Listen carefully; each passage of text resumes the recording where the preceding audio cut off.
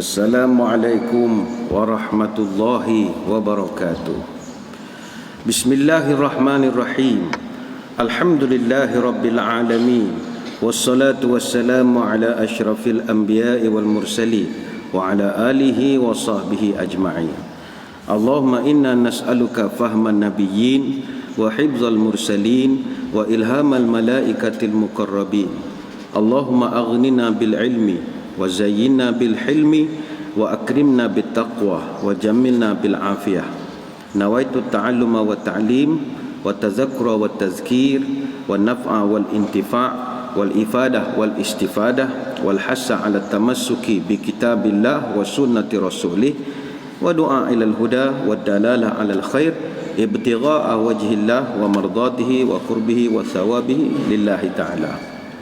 Bagi memula dan memuliakan pengajian, marilah sama-sama kita membaca Ummul Kitab Surah Al-Fatihah. Mudah-mudahan ada keberkatan. Rabbana taqabbal minna bisiril Fatihah.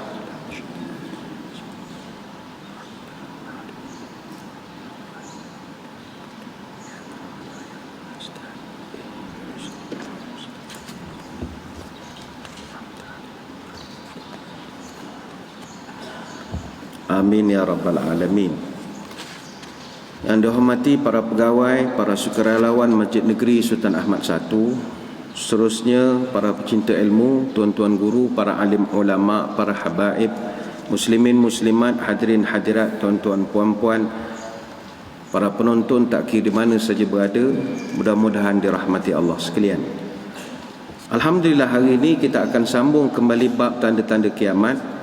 Kita menggunakan buku karya ataupun karangan Dr. Yusuf Ibnu Abdullah Ibnu Yusuf Al-Wabil, yang asalnya merupakan tesis master yang beliau tulis berkaitan asyratus sa'ah ataupun tanda-tanda kiamat.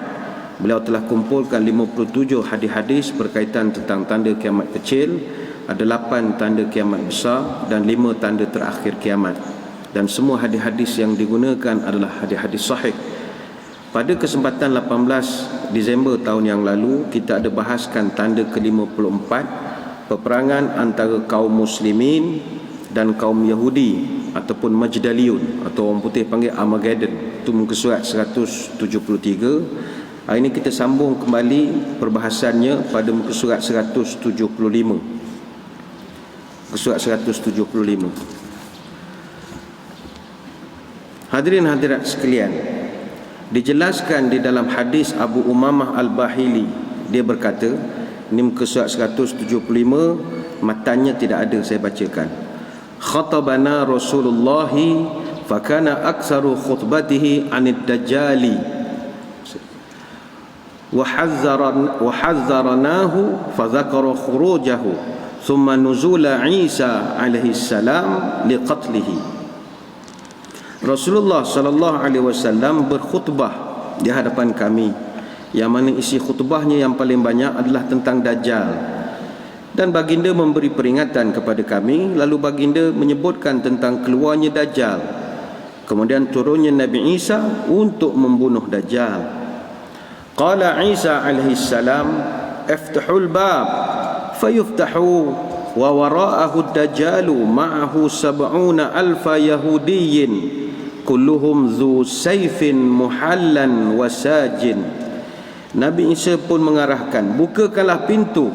Lalu pintu dibukakan dan di belakangnya ada Dajjal bersama-sama dengan 70,000 orang Yahudi. Semuanya memegang pedang, memakai perhiasan dan juga asaj. Dalam buku ini diterjemahkan masing-masing membawa pedang yang tebal dan tajam. Itu kurang tepat, kerana sajin ini, saj ada huraiannya nanti. Semuanya memegang pedang, memakai perhiasan dan juga asaj, saj. Tuan-tuan sekalian, bab Dajjal ini kita akan bahaskan dalam bab yang akan datang. Ada satu bab yang khusus. Tetapi bab Dajjal ini banyak menarik perhatian masyarakat, sehingga menimbulkan macam-macam teori. Sebab itu kita selaku orang yang mengaji, yang berpandukan kepada hadis dan Al-Quran, teori tentang Dajjal ini kita boleh baca, tapi mesti berlandaskan kepada nas. Kalau buka internet, dalam WhatsApp orang berkongsi macam-macam, macam-macam tentang Dajjal. Tapi kalau kita rujuk kepada hadis, ada hadis-hadis yang kuat tentang persoalan Dajjal. Misalnya daripada mana Dajjal itu keluar, itu jelas hadis daripada Fatimah binti Qais radhiyallahu anha, ala innahu fi bahri syami atau bahri yamani la bal min qibalil masyriq ma huwa min qibalil masyriq ma huwa wa au ma'a biyadihi ilal masyriq. Nabi menyebut, ketahuilah sesungguhnya Dajjal berada di laut Syam ataupun di lautan Yaman.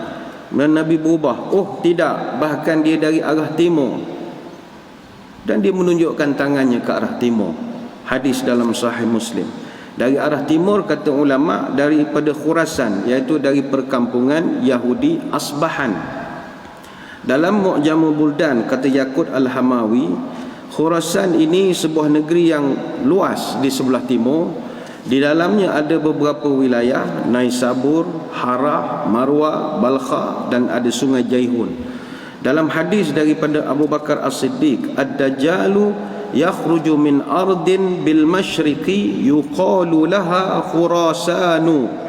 Dajjal akan keluar dari bumi di arah timur yang dinamakan Khurasan. Jadi pertama Khurasan, yang kedua Asbahan. Kota Asbahan ini satu tempat yang terkenal. Ada satu bandar pula namanya Jai. Ramai orang pergi ke sana.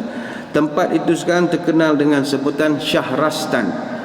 Ketika Raja Rom yang bernama Bukhtansar menuju Baitul Maqdis dan menawan penduduknya, maka dia bawa orang-orang Yahudi sekali bersama dia dan mereka duduk di Asbahan. Kemudian mereka membangunkan sebuah tempat di hujung kota Jai dan mereka duduk di sana, lalu dinamakan perkampungan Yahudiyah. Itu ada betul. Hadis daripada Anas bin Malik, yakhrujud dajjalu min yahudiyati Asbahana ma'ahu sab'una alfan minal yahuda. Dajjal akan keluar dari perkampungan Yahudi Asbahan, bersamanya ada 70,000 orang Yahudi.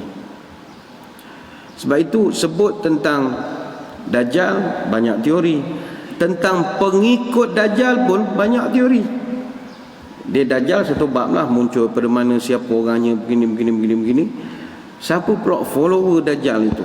Kalau tuan-tuan puan-puan perasan perbahasan warga internet ini, kelompok yang benci Syiah, dia akan mengatakan puak Syiah lah pengikut utama Dajjal.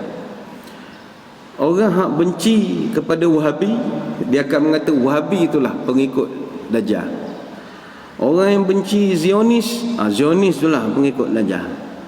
Orang yang benci ke Amerika, dia akan kata Amerika itulah, Donald Trump itulah pengikut besar Dajjal. Bergantung pada siapa yang kita benci. Kalau kita benci jiran kita kabur jiran kita pengikut Dajjal. Dia begitu saja. Dan masing-masing ada teorinya. Macam contoh yang mengatakan Syiah adalah pengikut Dajjal, mereka siap buat analisis. Dalam Google Map, pusat Syiah Rafidah itu memang berada di Isfahan, dan di situ ada telaga tempat untuk menulis nasib kita. Kita tulis, campakkan dalam telaga. Kebetulan pada bulan Mac tahun 2008 terbongkar rahsia Presiden Iran ketika itu, Ahmadinejad. Rupanya Ahmadinejad ini nama sebenarnya Saborjian, Jewish name. Dia asal pada Yahudi juga. Orang nampak dia ketika dia memegang kad pengenalannya masa pilihan raya ketika itu. Dan itu kita tak nafikan. Di Iran sebenarnya ramai orang Yahudi. Walaupun mereka nak menutup cerita ini, tapi mereka kena akui Iran ramai orang Yahudi. Dah banyak tulisan-tulisan dibuat. Pengurusi Iran Central Jewish Community, dia pernah buatkan finding dia.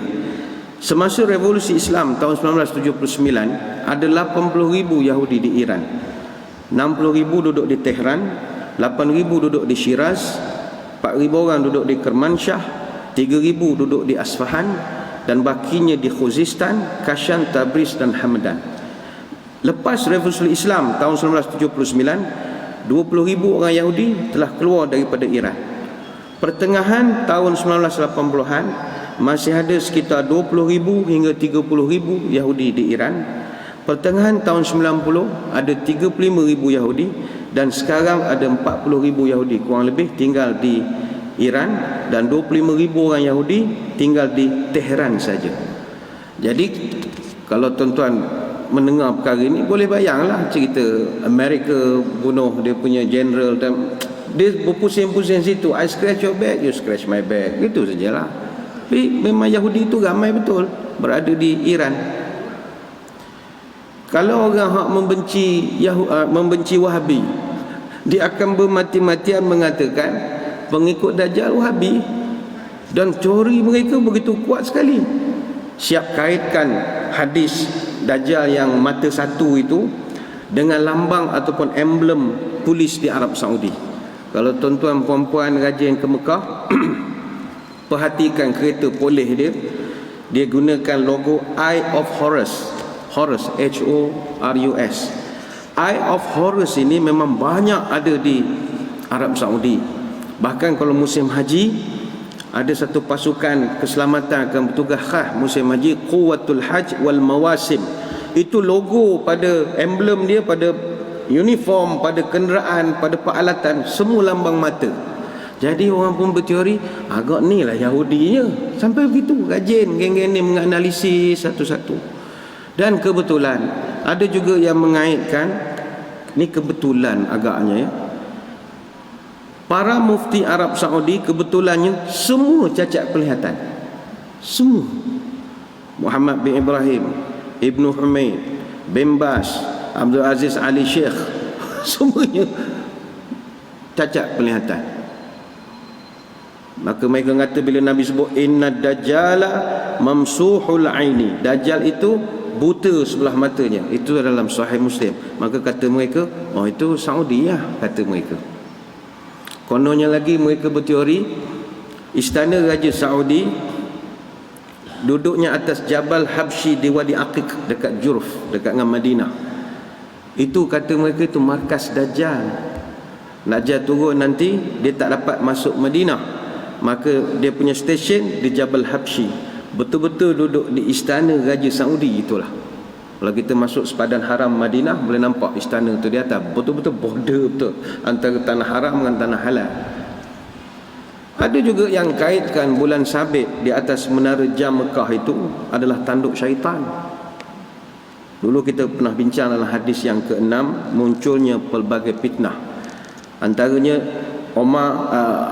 Abdullah bin Umar pernah menghadap ke arah timur, dan Nabi pernah menyebut ala innal fitnata hahuna, ala innal fitnata hahuna min haitsu yatlu'u qarnu syaitan. Fitnah akan datang dari arah sana, Nabi tunjukkan. Akan datang dari arah sana, dari arah munculnya tanduk syaitan, dan Nabi tunjuk ke arah timur. Jadi itu hadis Bukhari. Jadi kalau tuan-tuan rajin menengok jam di Mekah itu, oh itu memang atas tu memang tanduk betul. Tapi jangan ditelan bulat-bulat. Ini teori. Ini teori. Boleh terima, boleh tak terima, tak ada masalah.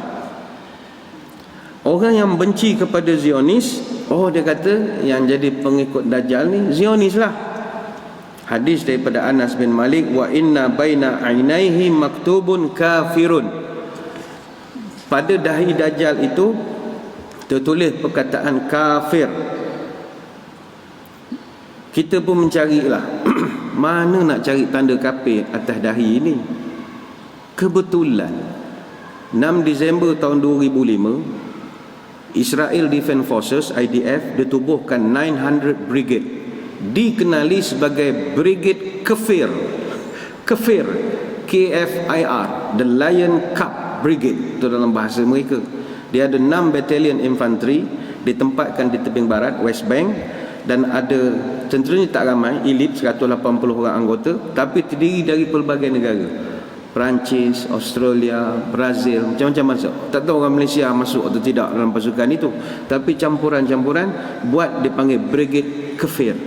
Jadi mereka kuat berteori, wah inilah dia Dajjal dan pengikut-pengikutnya daripada puak Zionis.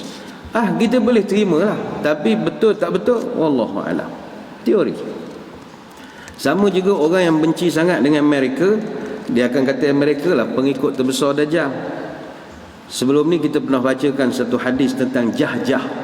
La yazhabu lailu wan naharu hatta yamlika rajulun minal mawali yuqalu lahu Jahjah.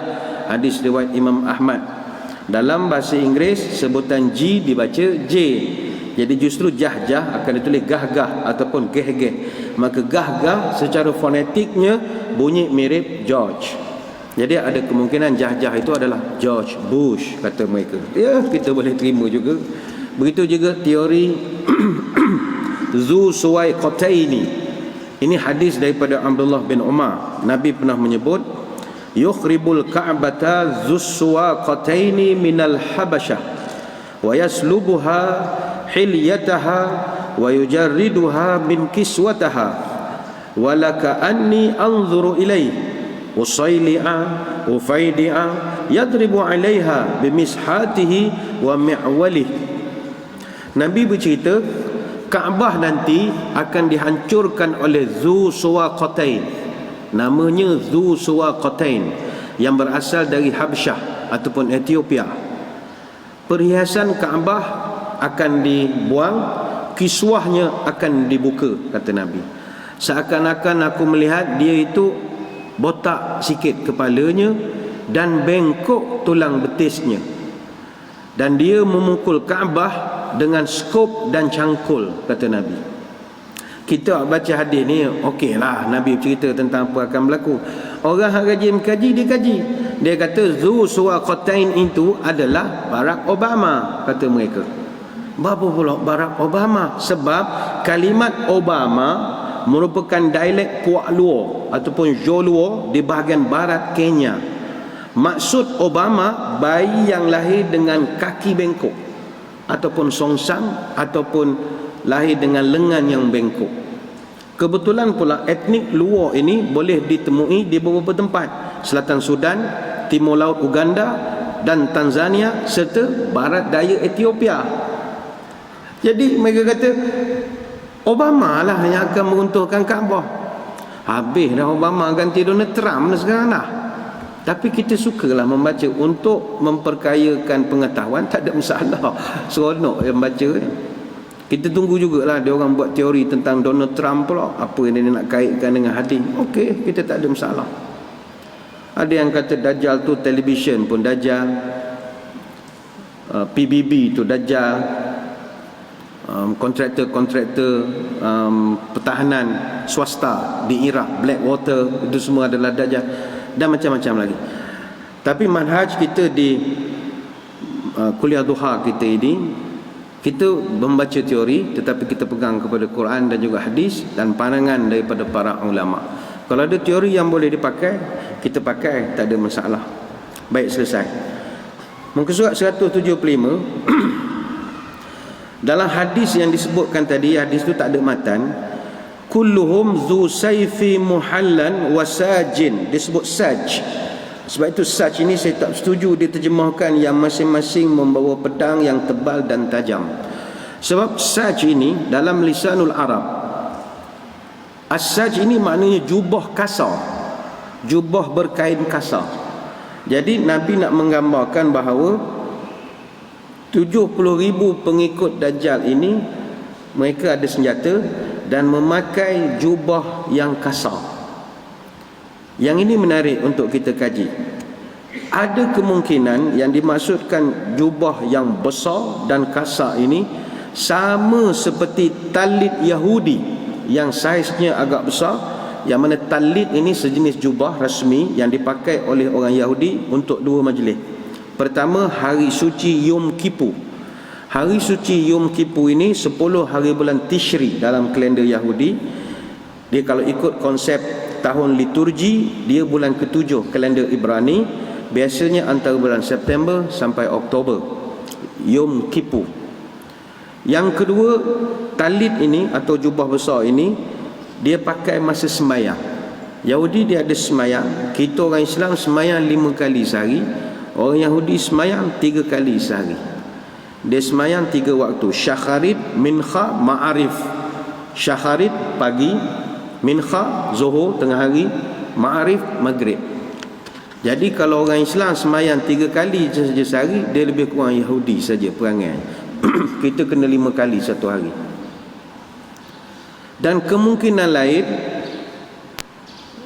yang dikatakan sebagai asaj itu sama macam Persian shawl. Shawl Parsi, dia belik badan dia, belik badan. Sebab kita tak boleh menolak teori ataupun yang Nabi menyebutkan Dajjal itu keluar daripada Isfahan. Itu hadisnya ada. Jadi pengikutnya mungkin dari Iran juga, Isfahan juga. Baik, selesai. Kemudian Nabi sambung lagi.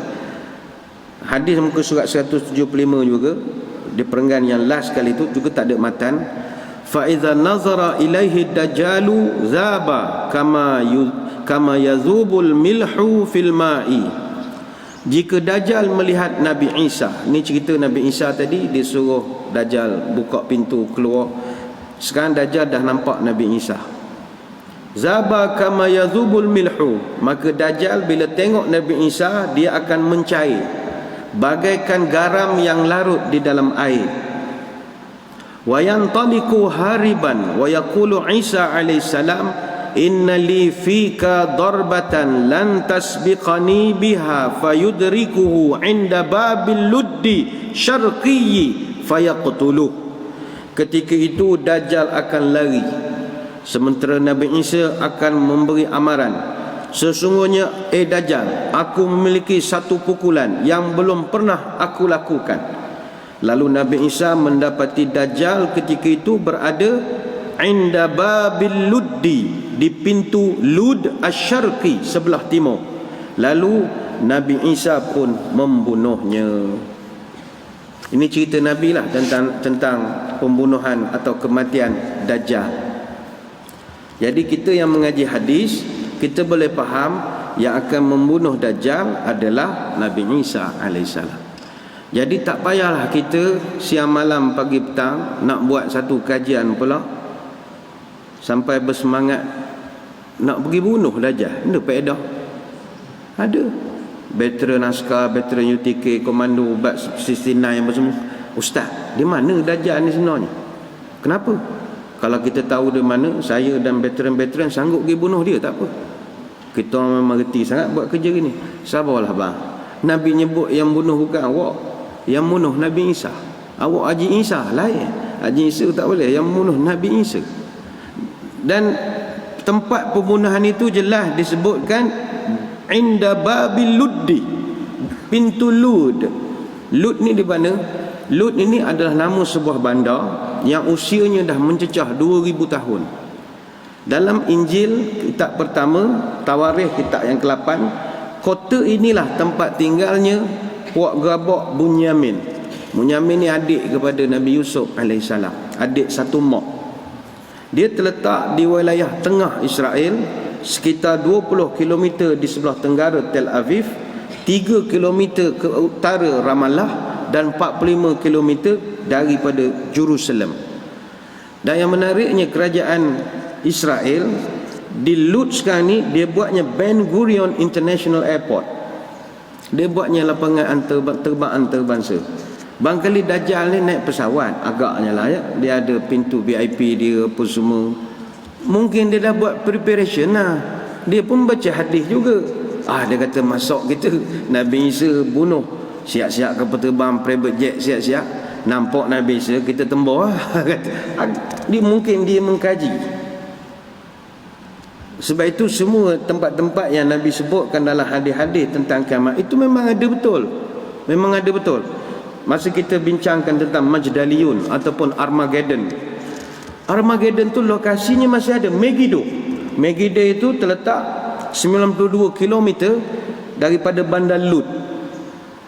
Lebih kurang sini ke Kampung Awak lah, lebih kurang agak. Lebih kurang perkuantan Kampung Awak. Lebih kurang 58 minit. Jadi kedudukan lokasi itu tak jauh sangat, munasabah lah. Perangnya di Megiddo, bunuh Dajjal esok di inda babi Luddin. Baik, sambung balik hadis surat 176 perenggan yang kedua itu, tak ada matan juga. Fayahzimullahu al-yahuda fala yabqa syai'un mimma khalaqallahu yatawara bihi yahudiyyun ila antaqallahu dhalika syai'a la hajara wala syajara wala haita wala dabata illa al-gharqadah illa al-gharqadah fa innaha min syajarihim la tantiqu. Akhirnya Allah menghancurkan kaum Yahudi. Tidak ada satu makhluk pun yang diciptakan oleh Allah di mana orang Yahudi berlindung di belakangnya, melainkan Allah jadikan makhluk itu berbicara. Sama ada batu, pokok, dinding dan binatang, kecuali pokok gharqad, kerana ia adalah pokok mereka. Pokok itu tidak boleh berbicara. Hadis di dalam Sunan Ibnu Majah. Jadi inilah pengakhiran cerita peperangan besar orang Islam dengan orang Yahudi. Cuma kita sebagai orang Islam, walaupun hadis ni memberikan sedikit suntikan semangat untuk kita berjuang melawan kekejaman orang-orang Zionis, rejim Zionis, tapi kita kena ingat, kalau kita buat persiapan, orang Yahudi pun buat persiapan juga. Teringat saya ketika detik 21 Ogos tahun 69, Michael Dennis Rohan, dia bakar 1/3 daripada kawasan Masjid Al-Aqsa. 35 hari kemudian OIC ditubuhkan di Rabat Maghribi. OIC tubuh kerana Masjid Al-Aqsa dibakar. Maka berlakulah satu dialog ketika kekecohan antara orang Arab dan orang Yahudi dalam kes masjid ketika itu. Orang Arab dihalau keluar daripada masjid. Orang Arab pun cakap, Yahudi, mu samseng ah. Mu jangan main-main, nak kiamat nanti kami akan bunuh semua Yahudi pada muka. Kami bunuh semua, seko-seko kami bunuh. Apa tentera Zionis ni jawab? Orang Arab, hadis tu aku baca, tok guru kami tahu, tapi yang akan bunuh kami bukan jenis-jenis kamu ni. Mu ni semua cap ayam semua, dia kata. Dia cakap begitu. Mana dia tak takut? Yang dia takut adalah orang-orang yang kuat keimanannya, keislamannya, masjid tak tinggal jemaah penuh. Itu yang dia takut. Setakat jenis-jenis kita ni dia senyum je.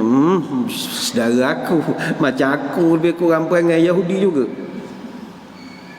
Jadi marilah kita orang Islam, walaupun Nabi dah berikan kita satu kad lah, macam awak akan menang lah, kena buat persiapan juga, khususnya persiapan dalaman. Selesai tanda yang ke-54. Kita masuk tanda ke-55. Tak kena gaya. Dan masuk tanda besar lagi ni kalau tak kena gaya. Tanda ke-55, kota Madinah menyingkirkan orang-orang jahat, kemudian hancur berantakan pada akhir zaman. Muka surat 176.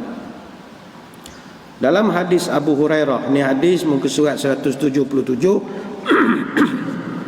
Ini matan tak ada. Makin kau lama kau tak ada matan, penat tu mencari buku ni.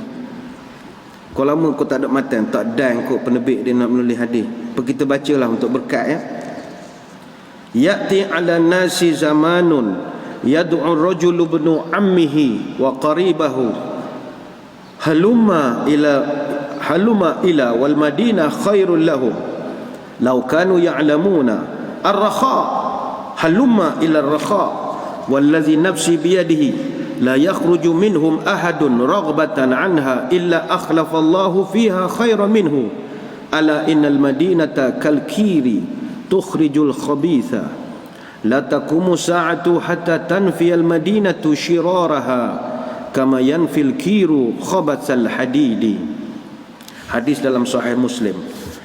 Akan datang satu zaman di mana seseorang berseru kepada anak saudaranya dan juga rakan karib kaum kerabatnya. Kata mereka, marilah kita menuju kemegahan, marilah kita menuju kemegahan. Sementara itu Madinah An-Nabawiyah lebih baik bagi mereka jika mereka mengetahuinya. Wallazi nafsi biyadihi la yakhruju minhum ahadun raghbatan anha illa akhlafallahu fiha khairan minhu. Demi Allah, kata Nabi, tidaklah seorang dari mereka keluar darinya kerana benci kepadanya, melainkan Allah akan menggantikannya dengan orang yang lebih baik darinya. Ala innal madinah kalkir tukhrijul khabitha. Ingatlah, sesungguhnya Madinah An-Nabawiyah bagaikan alat peniup api yang digunakan oleh tukang besi bagi mengeluarkan kotoran besi. La taqumu sa'ah hatta tanfiyal madinatu syiraraha.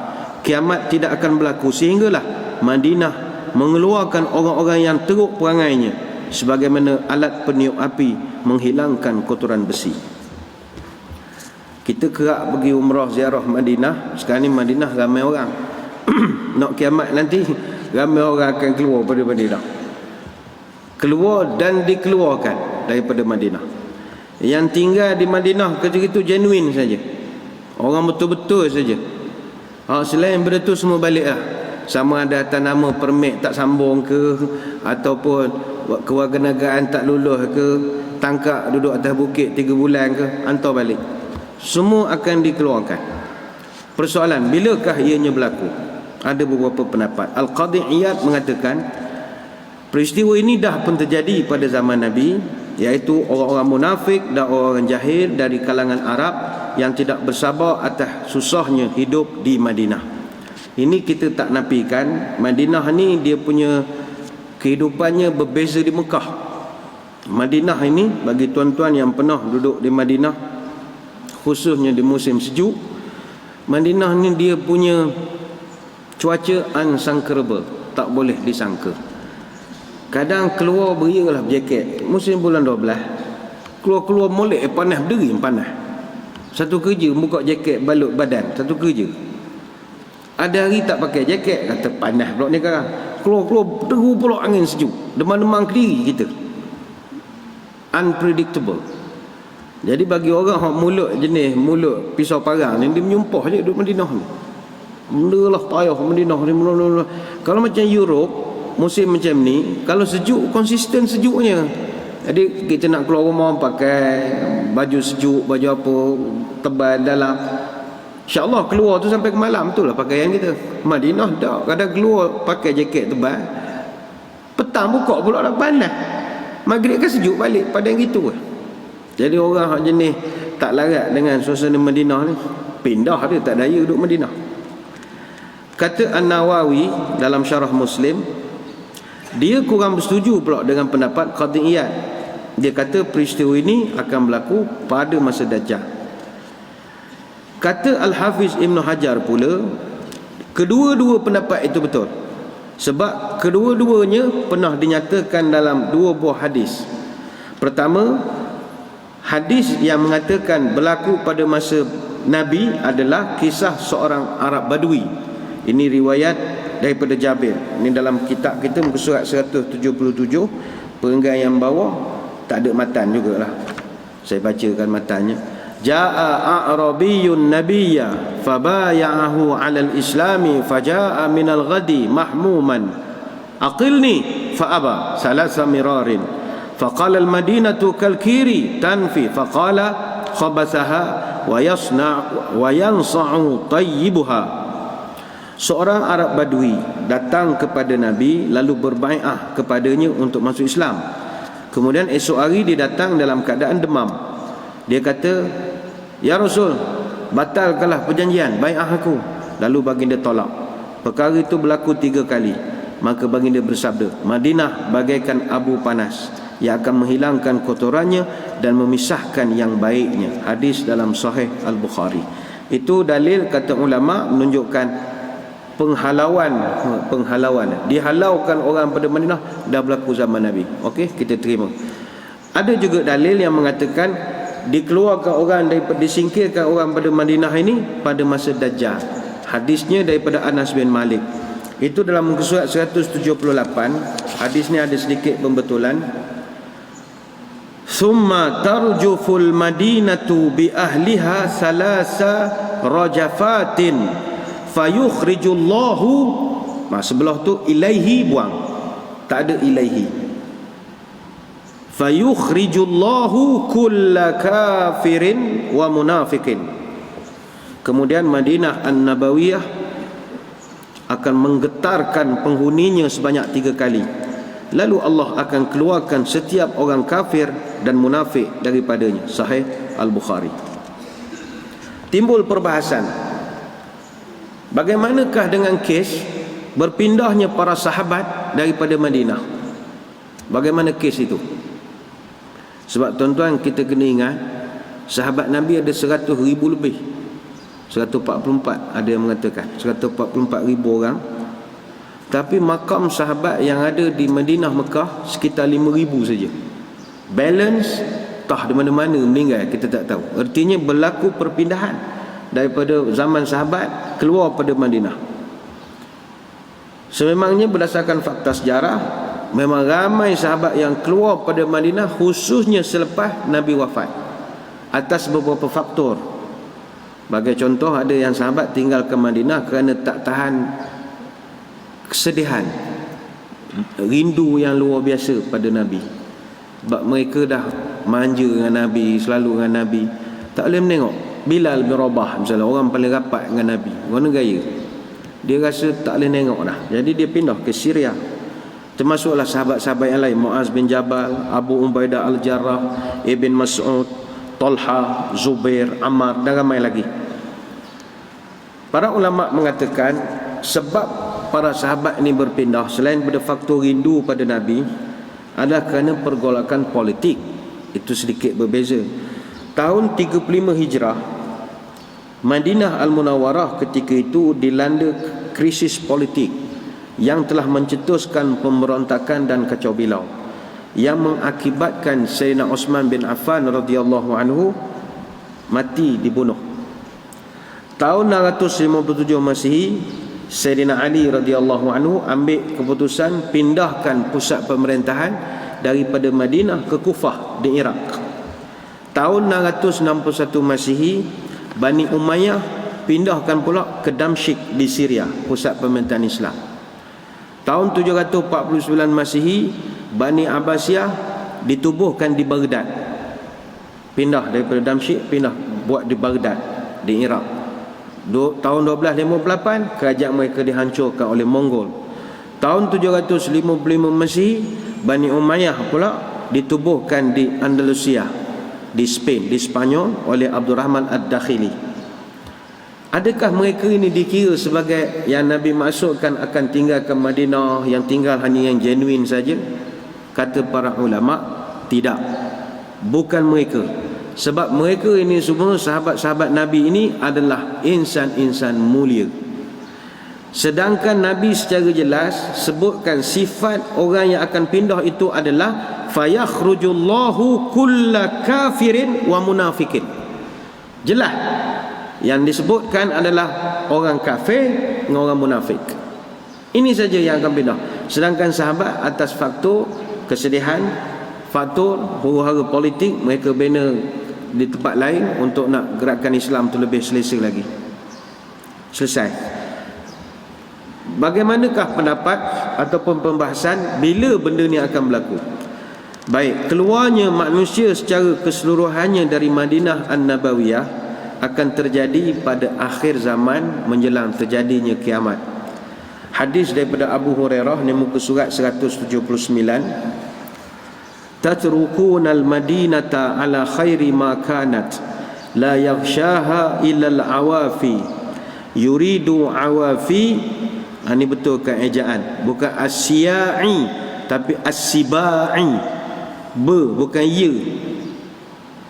Yuridu awafi as-sibai wat-tayri wa akhiru man yuhsharu ra'iyani min muzainata yuridanil madinata yan'iqani bi ghanamihima fayajidaniha wahshan hatta idza balagha thaniyatal wada'i kharra ala wujuhihima.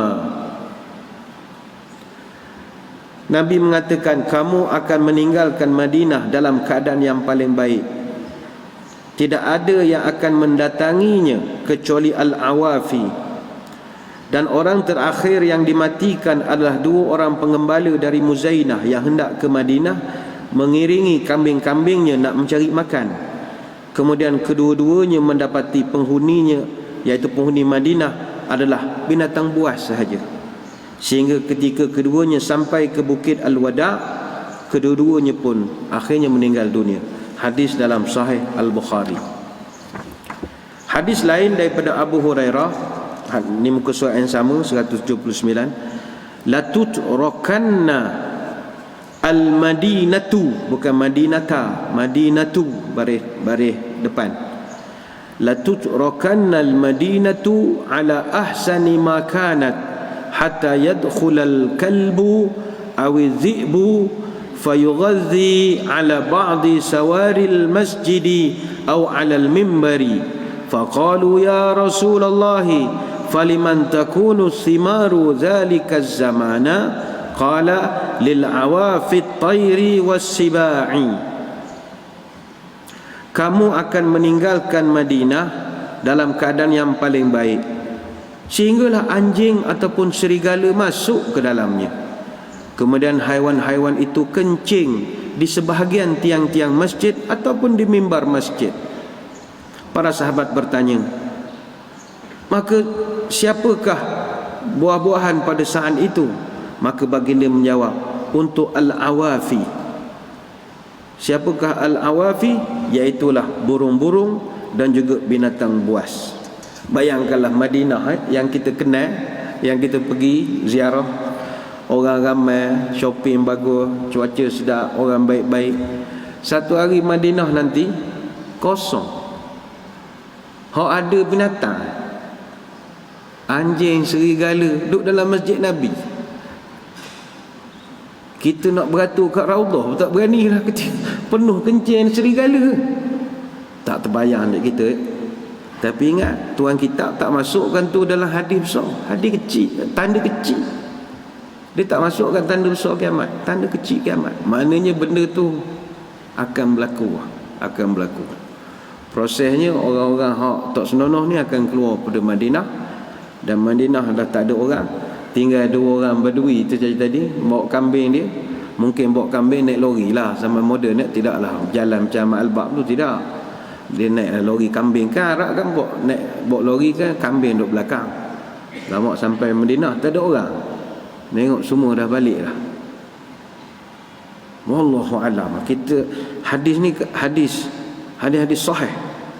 Kata Ibnu Katsir dalam kitab Al-Bidayah wa An-Nihayah fil Fitan wal Malahim, maksud hadis ini bahawa Madinah akan tetap berpenghuni sampailah masa munculnya Dajjal.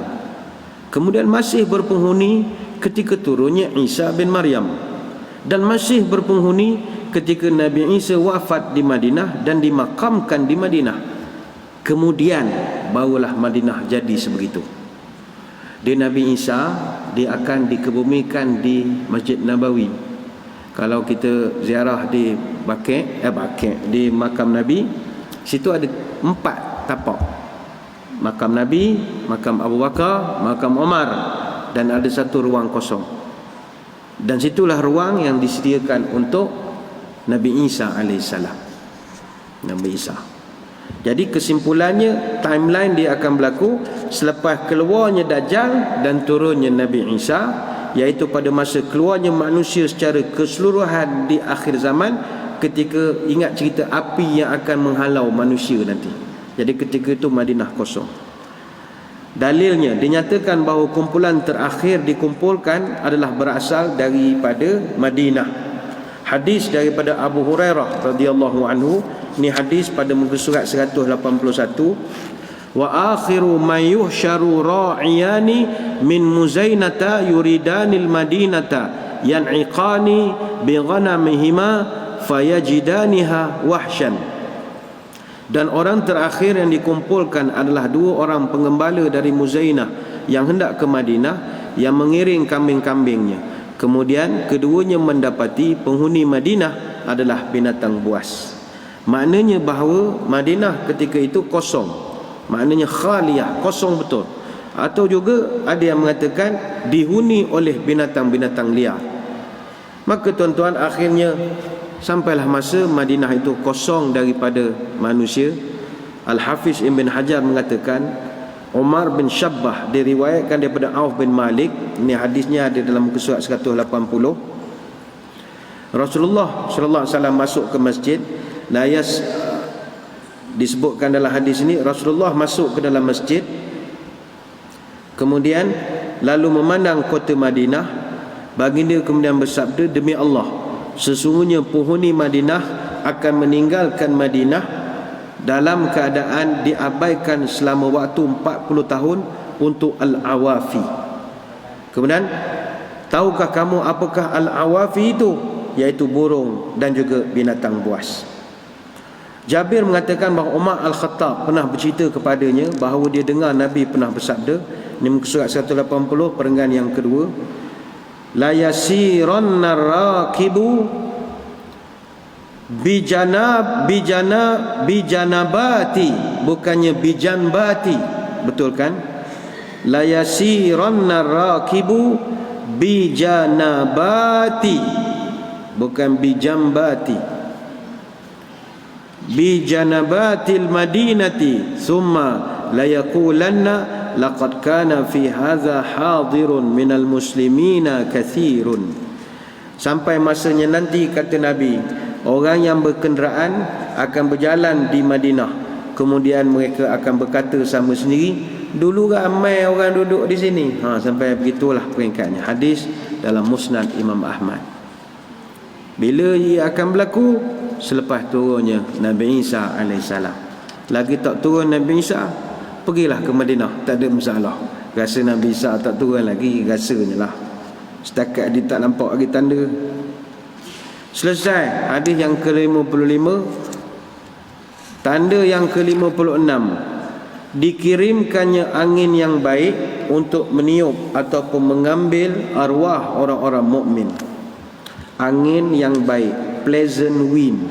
181, muka surat 181. Antara perkara yang akan kita hadapi nanti adalah berhembusnya angin yang lembut untuk mencabut roh orang-orang yang beriman. Dan natijahnya tidak ada lagi di muka bumi orang yang akan menyebut Allah, Allah. Yang ada hanyalah manusia yang durjana, dan disebabkan mereka lah kiamat akan berlaku. Dalilnya dijelaskan dalam hadis An-Nawas bin Sam'an yang panjang tentang kisah Dajjal, kisah turunnya Nabi Isa dan kisah keluarnya Ya'juj dan Ma'juj. Nabi menyebutkan, "Iz ba'atsallahu rihan tayyibatan fata'khuzuhum tahta abatihim fataqibdu ruha," bukan ruhu ya, baris atas, ruha kulli mu'minin wa kulli muslimin wa yabqa shirarun nasi yataharajuna fiha taharujal humuri fa'alaihim taqumus sa'atu. Tiba-tiba saja Allah mengutus angin yang lembut sehingga angin itu mematikan mereka dari bawah ketiak-ketiak mereka. Lalu diambillah setiap roh orang beriman dan orang Islam, dan yang tersisa hanyalah manusia yang paling durjana. Mereka menggauli wanita-wanita secara terang-terang bagaikan keldai. Disebab mereka lah kiamat akan terjadi. Hadis dalam Sahih Muslim. Hadis lain daripada Abdullah bin Amr, muka surat 182, yang ini matanya tidak ada, saya bacakan. Yakhrujud dajjal fa zakara al-haditha wa fihi fayab'atsullahu Isa ibn Maryam ka'annahu Urwah bin Mas'ud fayatlubuhu fayuhlikuhu thumma yamkuthu an-nasu 7 sinina laisa banathnaini adawatun. Dajjal keluar, kemudian Allah mengutus Isa bin Maryam seakan-akan rupanya seperti Urwah bin Mas'ud. Lalu Isa mencari Dajjal, kemudian membinasakannya. Sebab itu manusia berdiam selama 7 tahun di mana tidak ada permusuhan di antara dua orang. Kemudian summa yursilullahu rihan baridatan min qibali syami fala yabqa ala wajhil ardi ahadun fi qalbihi mithqalu dzarratin min khairin aw imanin illa qabadathu hatta law anna ahadakum dakhala fi kabidi jabalin la dakhalathu alaihi hatta taqbidahu. Lalu Allah mengutus angin yang sejuk dari arah Syam. Tiada ada seorang pun di muka bumi yang memiliki kebaikan atau keimanan sebesar biji sawi di dalam hatinya, melainkan Allah akan mencabutnya. Walaupun seorang di antara kamu masuk ke tengah gunung, nescaya angin tersebut akan memasukinya sehinggalah dia mencabutnya atau mematikannya. Hadis dalam Sahih Muslim. Baik, bila berlaku tiupan angin ini? Dalam kitab Faidul Qadir disebutkan garis masanya, yang ini dibahaskan dalam muka surat 182. Angin ini bertiup selepas turunnya Nabi Isa AS, juga selepas terbunuhnya Dajjal, selepas binasanya Ya'juj Ma'juj, selepas matahari terbit dari barat, dan selepas keluarnya binatang besar daripada perut bumi. Maknanya angin itu bertiup ketika dekat berlakunya kiamat. Bagaimanakah sifat angin ini? Angin ini dia lebih lembut daripada sutera. Rihan tayyibatan. Ini muka surat 183 itu disebutkan. Sesungguhnya Allah mengirim angin dari Yaman yang lebih halus dari sutera.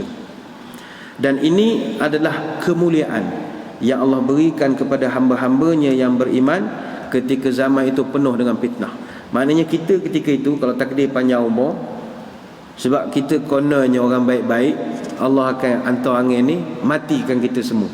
Kenapa? Tuhan tak nak kita tengok dahsyatnya kiamat.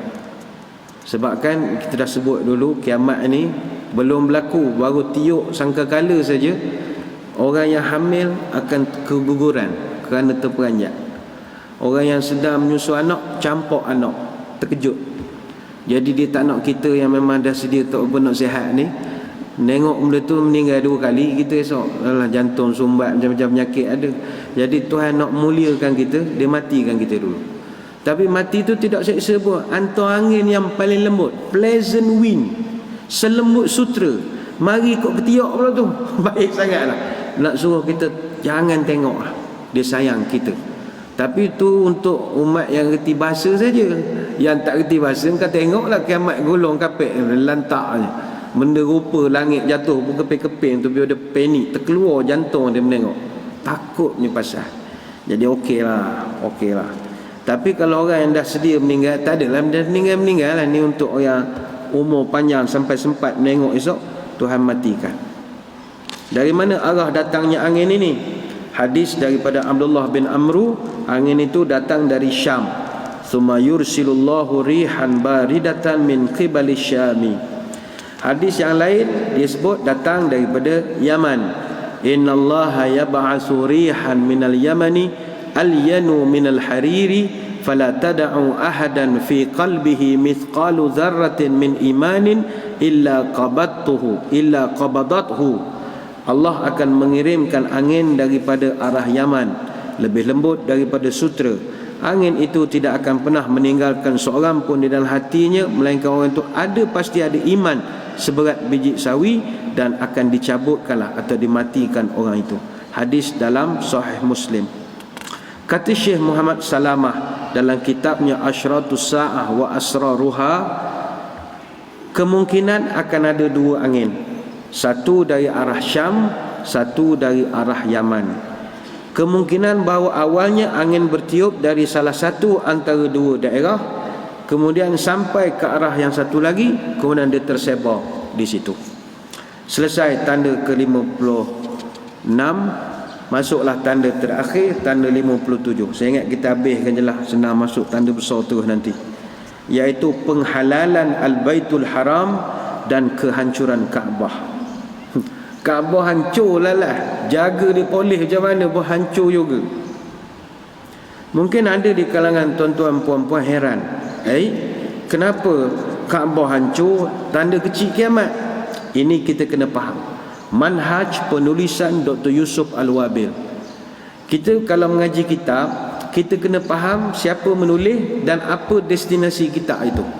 Baik itu kadang ada orang dia daripada Kuantan nak ke Kuala Lumpur, jadi dia kena faham perjalanan dia akan destinasi Kuala Lumpur. Jangan tanya kenapa tak lalu Jemaluang, kenapa tak lalu Mersing. Ada jalan Karo Highway, ikut Karo Highway lah. Sama juga mengaji kitab kiamat, belajar tulisan Yusuf Wabil. Jangan kita baca kitab lain tanya kenapa Yusuf Wabil tak buat macam orang lain. Dia berbeza-beza. Yusuf Al-Wabil dia letakkan hadis ini dalam tanda kecil, kitab lain letak dalam tanda besar. Apa sebab? Metodologi masing-masing. Nanti ada huraiannya. Sebab kata Dr. Yusuf Wabil, dalil tanda besar kiamat tak menyatakan penghancuran Kaabah. Nanti dalam tanda besar nanti kita akan jumpa hadisnya. Inna sa'ata la takunu hatta takunu 10 ayatin khasfu bil masyriq, khasfu bil maghrib, khasfun bi jaziratil arab, wad dukhan, wad dajjal, wad dabatil ardi, wa ya'juj wa ma'juj, wa tulu'u syamsi maghribiha, wa narun takhruju min qu'rati adnin tarhalun nasa. Kiamat tak akan berlaku, kata Nabi, sehingga berlaku 10 tanda akhir. Pertama, gempa bumi di timur, gempa bumi di barat, gempa bumi di Jazirah Arab atau Semenanjung Arab. Kemudian keluarnya asap, kemudian keluarnya Dajjal, akan keluarlah binatang daripada bumi, kemudian keluarnya Ya'juj Ma'juj, terbit matahari daripada barat, dan api akan menghalau manusia dari Adnin, daripada Yaman. Dalam riwayat yang lain, wal ashiratu nuzulu Isa bin Maryam. Tanda ke-10, turunnya Isa bin Maryam. Ini hadis dalam Sahih Muslim. Tidak ada disebutkan Kaabah hancur. Jadi kata Yusuf Wabil, dia berpegang bahawa Kaabah hancur, tanda kecil. Dan itu pendapat dia. Kalau tuan-tuan ada membaca kitab lain mengatakan tanda itu tanda besar, itu tuan kita tu punya metodologi. Kita punya metodologi ini. Kuantan, Kuala Lumpur, Karak Highway. Tak lalu Jumaluan, tak lalu Muazzam. Dia ada jalan dia sendiri. Baik, muka surat 183 disebutkan, kemudian keluarlah seorang laki-laki dari Habsyah bernama Zu Suwaqataini, lalu dia akan menghancurkan Kaabah. Ini kita cerita tentang Barack Obama tadi ya. Dia bongkar batu Kaabah satu persatu, mengambil perhiasannya dan mencabut penutup kiswah Kaabah. Dan perkara itu akan terjadi di akhir zaman, ketika tidak ada lagi di muka bumi orang yang menyebut Allah, Allah. Justru itulah Kaabah akan tidak lagi dimakmurkan selepas penghancurannya, sebagaimana disebutkan dalam pelbagai hadis sahih. Dalilnya hadis halaman 183 yang bawah tu tak ada matan. Al-Imam Ahmad riwayatkan dengan sanadnya daripada Sa'id bin Sam'an, dia berkata, aku dengar Abu Hurairah radhiyallahu anhu menceritakan kepada Abu Qatadah bahawa Nabi pernah bercerita, yubaya'u li rajulin bainar rukni wal maqami wa la yastahilla al baita illa ahluhu fa iza istahalluhu fala tas'al an halakatil arabi thumma ta'til habashatu fayukharribuna kharaban la yu'ammaru ba'dahu abadan wa humul ladzina yastakhrijuna kanzahu. Seseorang dibaiat di antara rukun Yamani dan makam Ibrahim. Tidak akan ada yang menghalalkan Baitul Haram kecuali orang Islam.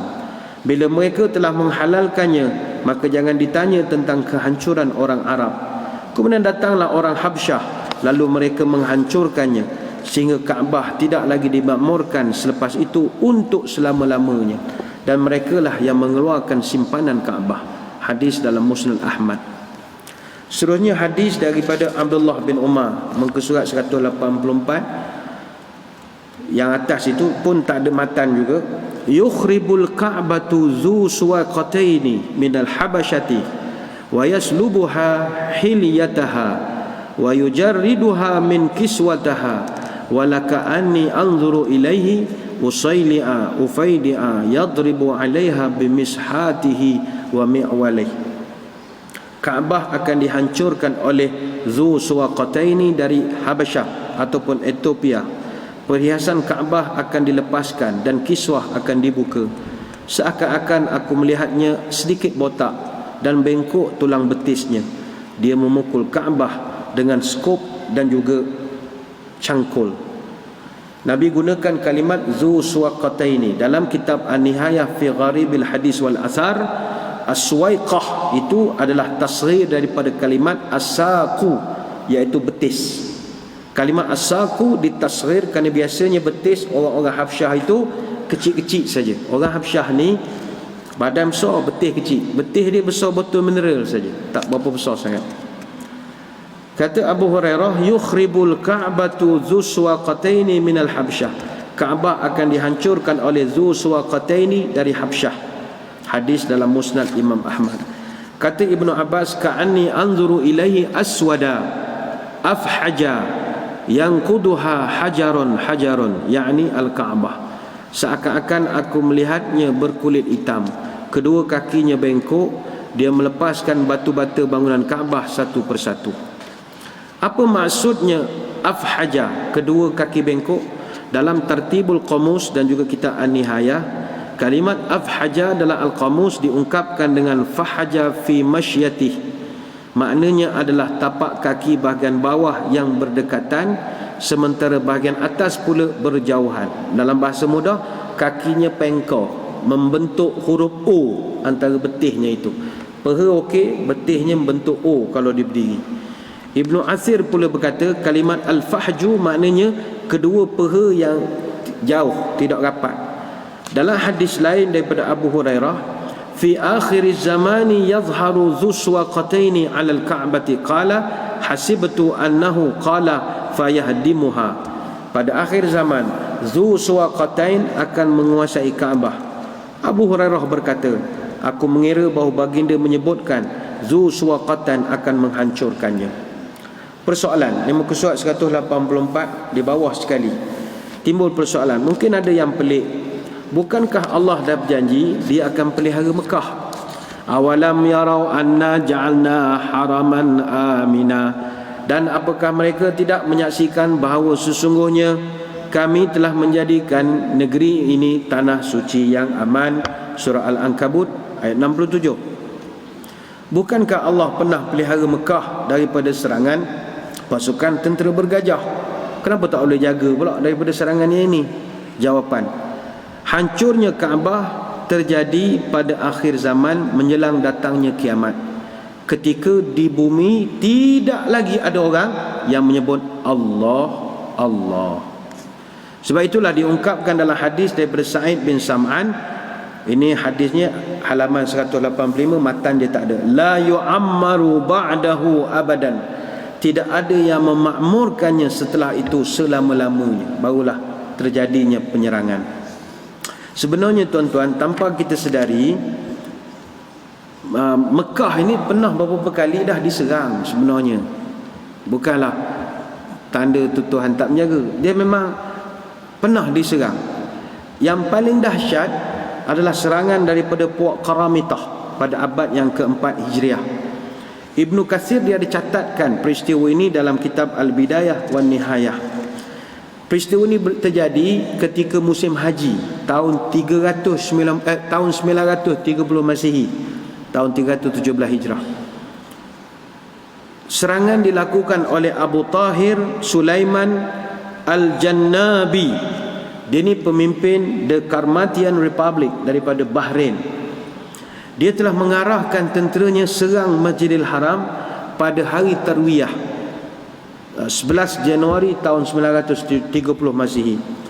Orang-orang Qaramitah ini sampai di Tanah Haram, mereka buat havoc, buat bising, kelam kabut, huru-hara di Tanah Haram. Dia rompok orang-orang jemaah haji dan dia bunuh juga ramai jemaah haji ketika itu, dan hampir 30,000 jemaah terkorban. Dan Abu Tahir telah arahkan pasukannya untuk kebumikan semua korban yang mereka bunuh di dalam Telaga Zamzam. Dan Telaga Zamzam ketika itu juga telah dihancurkan oleh puak Qaramitah. Kemudian dia telah perintahkan supaya dicungkil Hajar Aswad daripada tapaknya. Dia siap tanya, mana burung-burung ababil? Masa dia pecahkan Hajar Aswad, mana burung ababil? Mana batu-batu dari neraka Sijin? Bunuh aku sekarang. Selamat dia, tak kena ketika itu. Dia bawa balik Hajar Aswad ke kampungnya di Hajar, di Ahsa. Dia simpan selama 22 tahun. Hajar Aswad pernah kena curi. 22 tahun tidak ada di lokasinya sekarang. Bila 22 tahun duduk di kampung dia, Bahrain, ambil di kutu buat batu cincin je lah jawabnya. Tak ada tinggal. Yang tinggal sekarang tuan-tuan 8 butir je. Pulang balik. Pulang balik tu pun usaha bersama lah. Ada satu komander dalam Khalifah Abbasiyah, Abu Al-Husain Bajkam Al-Makani. Dia ni Amir Al-Umara ataupun Commander of Commanders.